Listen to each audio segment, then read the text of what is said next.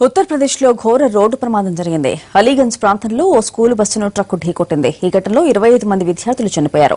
సుమారు 30 మంది విద్యార్థులకు తీవ్ర గాయాలయ్యాయి.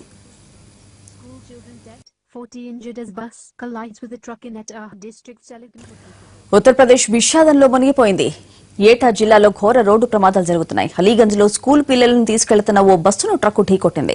ఈ ఘటనలో బస్సు తిరగబడింది. 25 మంది చిన్నారులు ప్రమాద స్థలంలోనే చనిపోయారు. మరో 30 మందికి పైగా విద్యార్థులు గాయపడ్డారు. విద్యార్థులంతా జీఎస్ పబ్లిక్ స్కూల్ కు చెందినవారు.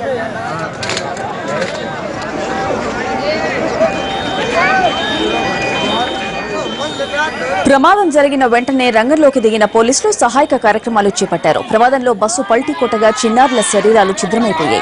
ఎక్కువ మంది పిల్లలు తక్కువ తరగతి వారే ఉన్నారు. మరోవైపు ఘటనా స్థలంలో చిన్నారుల తల్లిదండ్రుల రోదనలు మిన్నంటాయి. అలీగంజ్ ప్రమాదంపై ప్రధాని నరేంద్ర మోడీ స్పందించారు. ఇది అత్యంత బాధాకర విషయమని, బాధిత కుటుంబాలకు ప్రగాఢ సానుభూతిని వ్యక్తం చేస్తున్నట్లు ప్రధాని పేరుపై పీఎంఓ ఓ ప్రకటన విడుదల చేసింది. దట్టమైన పొగమంచు కారణంగానే ప్రమాదం జరిగిందని యూపీ డీజీపీ జావేద్ తెలిపారు.